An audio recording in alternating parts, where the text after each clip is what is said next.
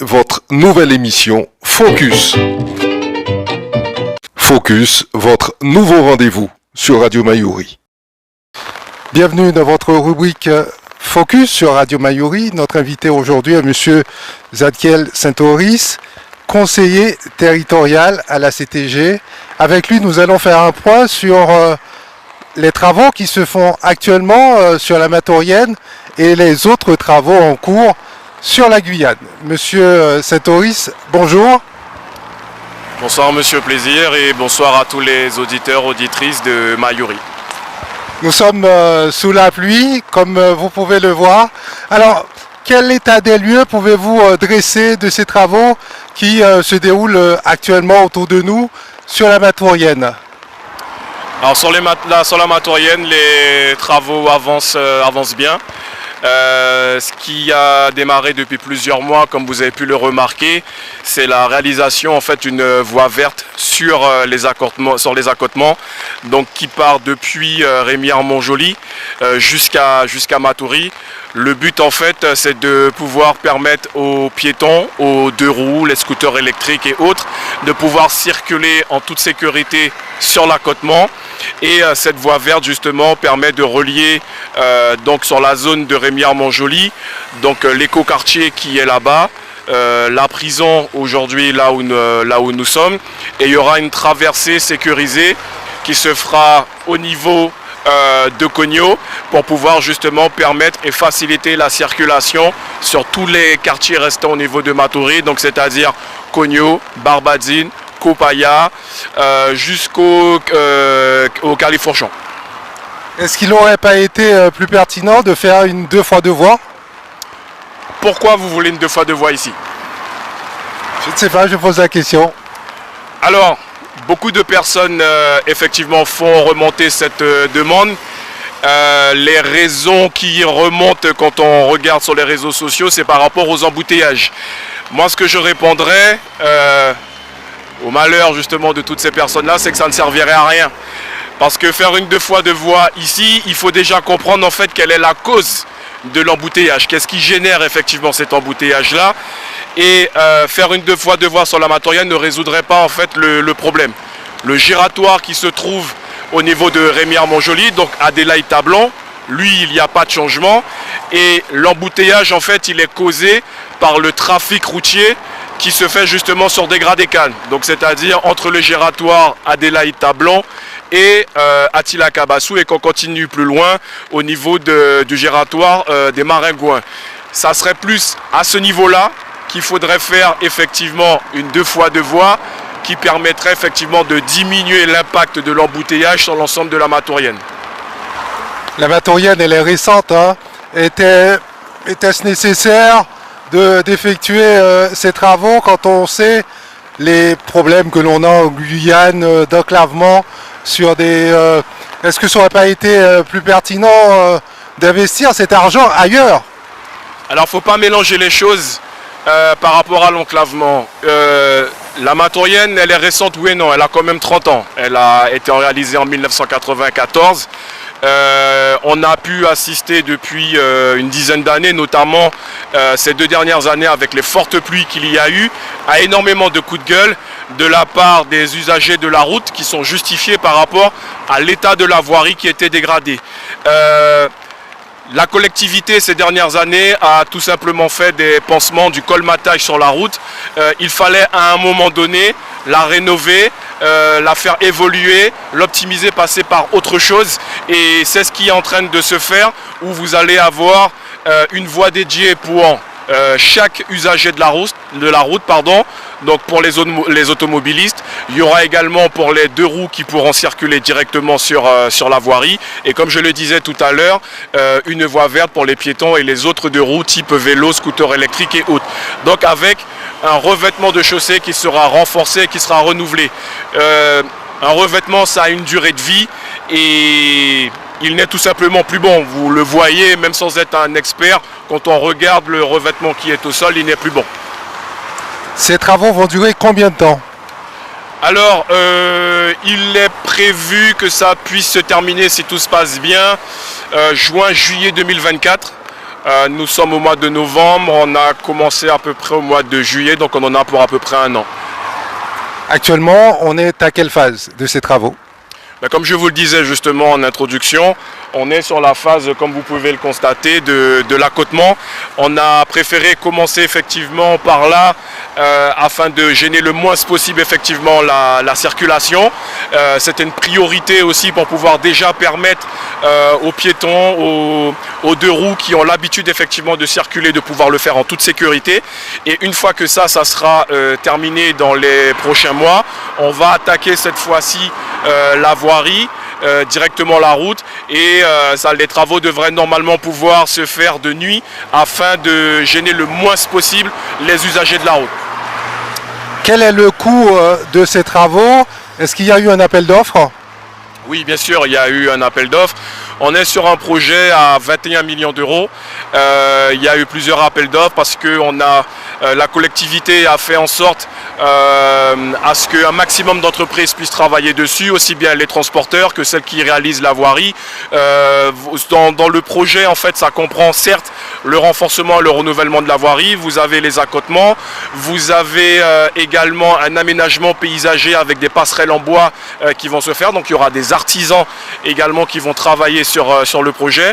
Il a été séparé en plusieurs lots, notamment pour les transporteurs. Et puis, en ce qui concerne la voirie directement, vous avez 2 entreprises en local qui vont travailler. Donc, c'est-à-dire que la route fait à peu près 9,5 km. Il y a eu 2 lots. Il y a une partie qui va être traitée par l'entreprise Eiffage et l'autre partie qui va être traitée par l'entreprise Ribal. Pour ces travaux, est-ce que vous avez consulté la population? Alors, c'est un projet qui est de l'ancienne mandature, qu'on peut remercier justement pour ça. Je ne sais pas si à l'époque ils ont consulté la population à ce niveau, mais comme je vous le disais aussi tout à l'heure, c'était une demande justement de la part des usagers de la route à ce que cet axe majeur, mine de rien, de l'île de Cayenne puisse être repris. Alors, c'est pas l'artère la plus accidentogène de Guyane, mais avec ces travaux, est-ce que la voie sera encore plus sûre? Alors oui, comme je vous le disais, aujourd'hui, quand vous regardez un petit peu ce qu'il y a sur la route, il n'y a que des voies qui sont dédiées aux véhicules. Les engins, par exemple, les cyclomoteurs, n'ont pas de voies qui sont dédiées. Donc, quand vous circuliez jusqu'à aujourd'hui d'ailleurs et que vous aviez un 2 roues qui était devant vous, il vous fallait attendre. Parfois, à certains moments, on pouvait voir des automobilistes qui faisaient des dépassements dangereux sur la route. Dans le projet qui arrive, tout le monde aura une voie dédiée pour pouvoir justement circuler en toute sécurité.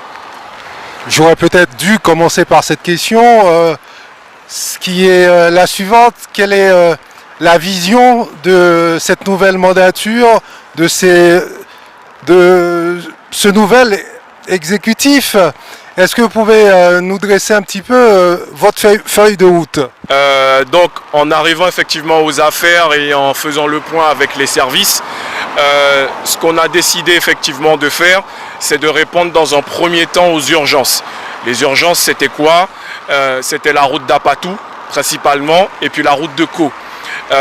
Des axes qui sont importants pour la population, également aussi de désenclavement et qui n'ont pas été traités sur les années passées. Une fois qu'on a commencé effectivement ces chantiers-là, au fur et à mesure, nous avons effectivement défini des niveaux de priorité.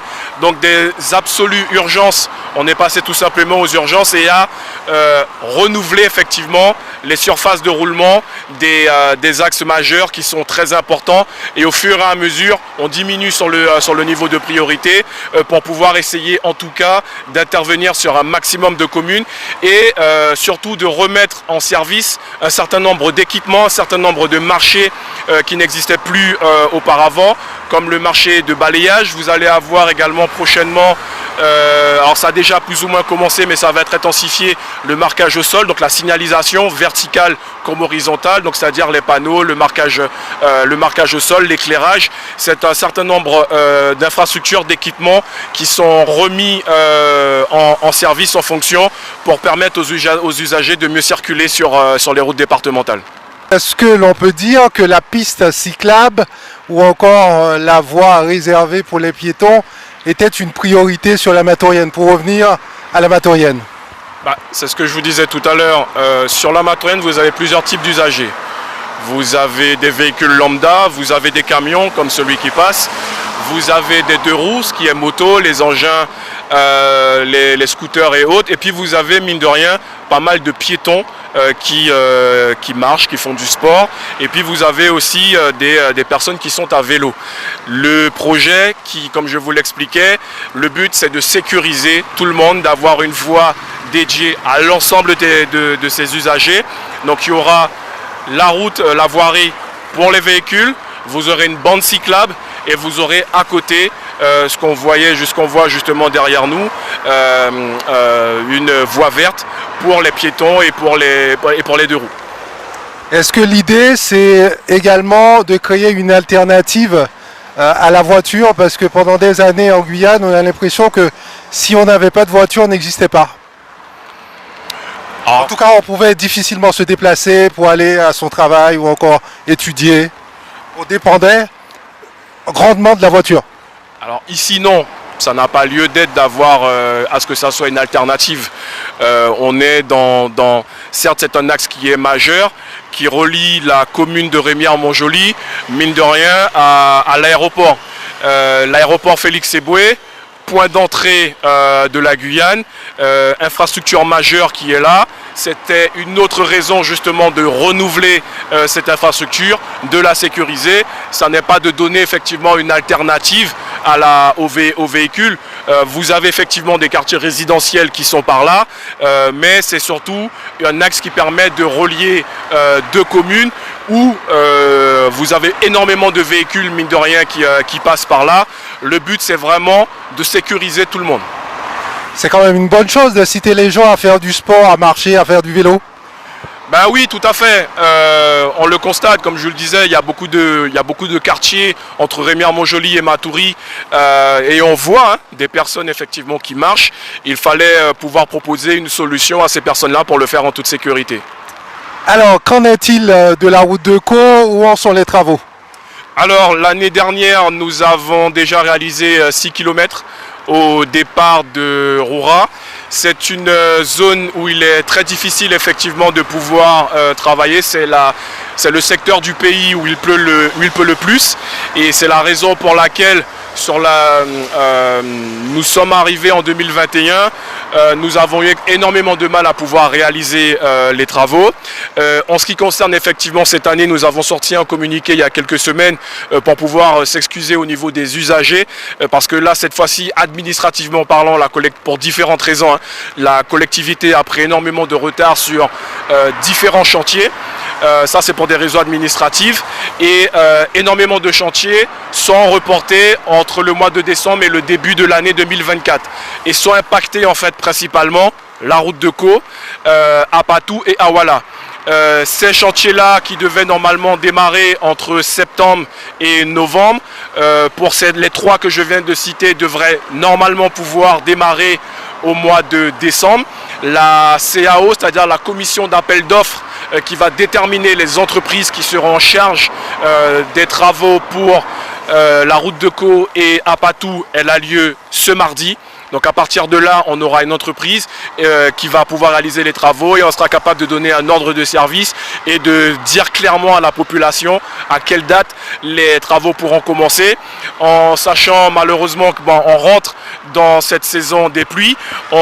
J'espère que ça sera retardé et qu'on pourra au moins démarrer un minimum les travaux afin de pouvoir soulager surtout les usagers de la route de Caux et tous les touristes qui vont là-bas. Oui, c'est ce que j'allais dire. Caux, c'est une zone très touristique. Comment peut-on s'expliquer que la route qui y mène soit en si piteux état? Est-ce que c'est un problème d'entretien? Exactement. Nous sommes sur une voirie, comme à beaucoup d'endroits, où sur les années passées, il n'y a pas eu ou très peu d'entretien. Et comme je le disais tout à l'heure pour la Matorienne, un revêtement, ça a une durée de vie, ça s'use, et au bout d'un moment, il faut le remplacer. Donc ça faisait partie, comme je le disais tout à l'heure, des urgences absolues pour la collectivité sur cette nouvelle mandature. Au-delà effectivement des difficultés, que ça soit de temps administratif et autres, on ne lâche pas le morceau. J'ai pu entendre effectivement beaucoup de choses et je profite de votre micro pour rassurer la population. Ça n'était pas une question de fond, hein, si les travaux, parce qu'on les avait annoncés déjà il y a quelques mois, ça n'est pas une question de fond, je parle financièrement parlant, ça n'est pas une question d'abandon du projet. Les raisons, elles étaient purement administratives. Nous avons toujours cette volonté de pouvoir refaire cette route du début jusqu'à la fin. Ça va être phasé, et là ce qui est prévu très prochainement, c'est de renforcer et de réfectionner 17 km dans un premier temps, de traiter également, il y a eu un effondrement l'année dernière sur la route, donc ce qui amène une situation dangereuse sur cette voirie-là. L'effondrement également sera traité, donc on va décaler, on va dévier la voirie en fait existante, donc on va sécuriser justement l'endroit en question. Donc dans cette deuxième phase, 17 km qui vont être traités, et puis dès que les travaux sont finis, il y aura la troisième phase, donc l'année prochaine, pour pouvoir finir et aller jusqu'au débarcadère. Alors sur vos appels d'offres, est-ce qu'il y a une partie réservée à la maintenance, à l'entretien des routes? C'est le constat que font tous les Guyanais. Cela concerne la route d'Apatou, la route de Caux ou encore le centre-ville de Cayenne. C'est qu'il y a beaucoup d'argent dépensé pour faire les travaux. Mais derrière, est-ce que vous pensez à mettre aussi en place des contrats de maintenance et des contrats d'entretien? Alors oui, c'est le constat, comme je le disais tout à l'heure. En arrivant aux affaires en 2021, en faisant le point, n'étant pas du métier, j'ai posé énormément de questions pour comprendre comment les choses se passaient sur les routes, pourquoi il y avait tout le temps des trous, c'était abîmé et autres. En m'expliquant effectivement la situation et en rendant compte en fait au président Serville, donc on a pu effectivement mettre en place un certain nombre de choses pour augmenter tout simplement les crédits au niveau de cette délégation, mettre les moyens, et quand on va renouveler justement une route, une infrastructure, on va mettre les moyens suffisants pour qu'elle puisse durer dans le temps. Donc entre 10, 15 et 20 ans. Et nous sommes aussi de façon administrative en train de travailler sur un référentiel routier qui va déterminer exactement un niveau de service à apporter à chaque voirie.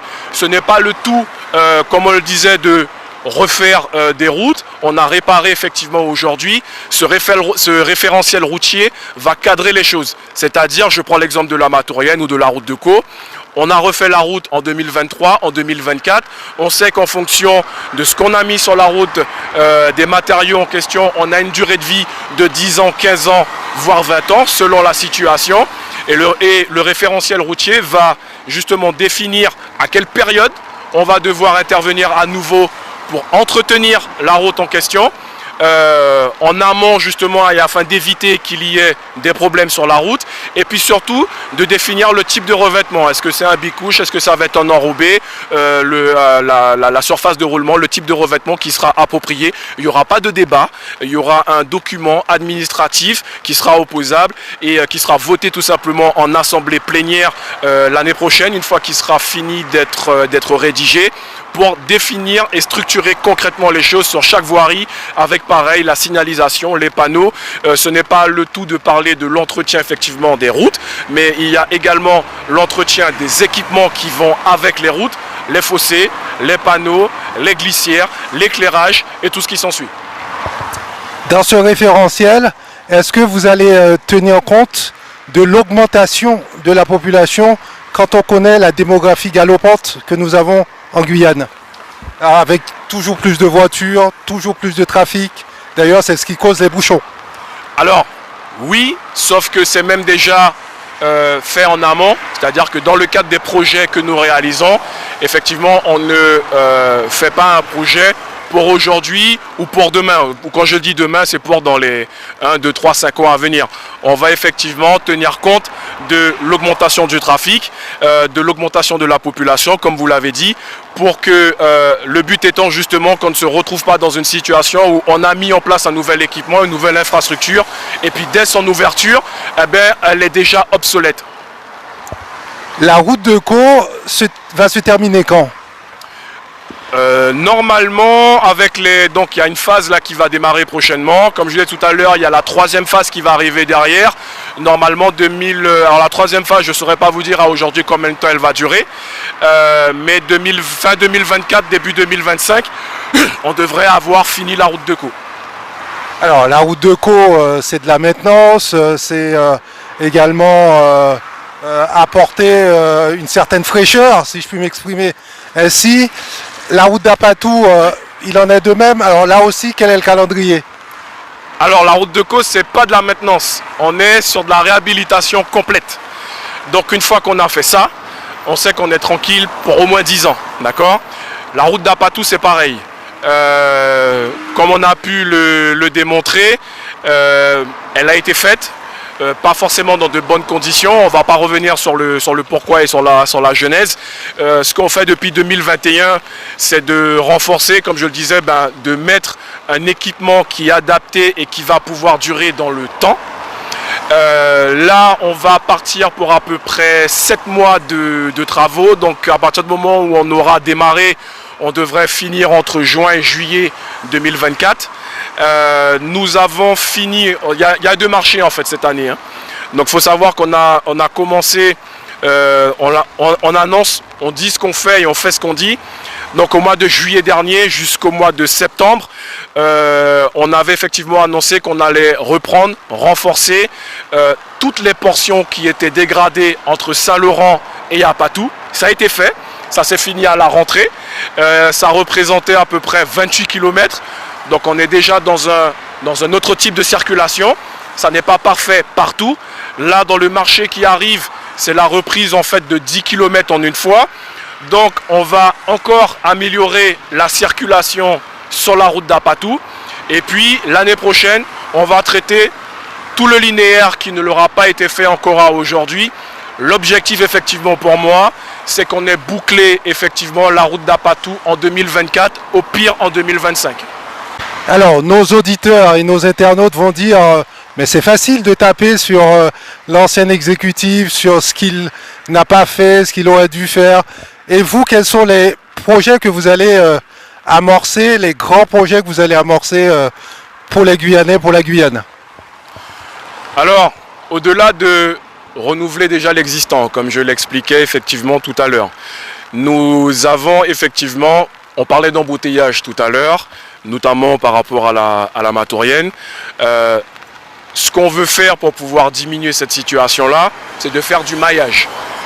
Il y a des projets qui sont en cours avec les communes de Matoury, de Rémière-Montjoly, afin de créer de nouvelles voies. Ça, c'est une chose. Mine de rien, il y a un volet qui est très important pour la mandature en cours, c'est le désenclavement. Lundi, avec le président, son cabinet et toute une équipe, toute une délégation, nous allons rencontrer M. Beaune, le ministre effectivement du Transport, pour pouvoir entamer des négociations, des discussions par rapport au désenclavement du pays. On a prévu effectivement un document qui regroupe en fait un ensemble de 10 projets qui se répartissent sur à peu près 8 communes pour pouvoir désenclaver le territoire. Sont concernés effectivement Apatou, Grand Santi, Papaïcheton, Maripasoula, Saül, Camopi. Donc ça passe tout simplement par de la route, ça passe tout simplement par une passerelle aussi au niveau de Camopi pour pouvoir relier les deux rives. Ça passe par l'extension effectivement de la route d'Apatou. On a même déjà commencé à travailler et à faire des travaux sur le début de la route du fleuve. Maintenant, on va effectivement, donc là, nous partons dimanche à la rencontre du ministre pour pouvoir négocier, faire part de la situation de l'enclavement sur le territoire guyanais et voir comment on va pouvoir, à travers la prochaine PPI qui va avoir lieu, réaliser un certain nombre de projets pour pouvoir désenclaver l'intérieur du territoire. Et concernant le rond-point de Maringouin, le fait de créer une passerelle au-dessus, ça fait partie également de vos projets? Le giratoire de Maringouin fait partie de la nationale, donc c'est l'État. La DGTM, donc les services de l'État en Guyane, ont effectivement relancé ce projet. Nous avons d'ailleurs, à la dernière plénière, voté la cession d'une parcelle au niveau du giratoire pour pouvoir permettre la réalisation de ces travaux. Et ça reste à la charge effectivement des services de l'État en Guyane. Le désengorgement de Soula, de Macoria, tout cela c'est à la charge de l'État, c'est cela? Pareil, là c'est la route nationale 1, donc vous avez des travaux qui sont en cours, le doublement du pont. J'espère que ça va effectivement se réaliser, donc une 2 fois 2 voies par là. Faire une 2 fois 2 voies là, oui ça a du sens. Le trafic qu'on retrouve sur Macoria, Soula et autres, il n'a rien à voir, il est d'autant plus important que le trafic qu'on va retrouver sur la Matorienne, contrairement à ce qu'on pense. Donc oui, là il y a du sens. On est sur une nationale, donc ce sont les services de l'État qui opèrent ces travaux. Mais finalement, la Matorienne, ces travaux ne devraient pas avoir d'impact sur les embouteillages que l'on trouve entre Matoury et Cayenne. Vous le pensez, vous? Je vous le disais tout à l'heure, contrairement à ce qu'on pense, ce n'est pas la Matorienne qui génère les embouteillages. Pour pouvoir comprendre pourquoi il y a un embouteillage, il faut comprendre en fait qu'est-ce qui génère un embouteillage. C'est pas la Matorienne en fait subit, et c'est la conséquence en fait de ce qui se passe sur la route de Dégradé-Cannes. Donc comme je le disais tout à l'heure, par rapport au trafic qui est très important entre le giratoire de Rémire, Adélaïde-Tablon, le giratoire de Attila-Kabassou et le giratoire des Maringouins. Vous avez un très très important trafic qui se répercute sur la Matorienne. Amener une 2 fois 2 voies sur la Matorienne ne va résoudre en rien le problème. Ça va juste permettre d'arriver beaucoup plus rapidement dans l'embouteillage. Parce que derrière, le rond-point, lui, n'aura pas changé et la route de Dégradé-Cannes, elle, n'aura pas changé. Zadkiel Saint-Oris, merci d'avoir été notre invité. Je rappelle que vous êtes conseiller à la collectivité territoriale de Guyane en charge des infrastructures. Merci. De rien, monsieur, plaisir, et c'était un plaisir pour moi d'être présent sur votre radio. Retrouvez votre nouvelle émission Focus. 30 minutes pour mieux comprendre l'actualité en Guyane et découvrir les acteurs de notre territoire.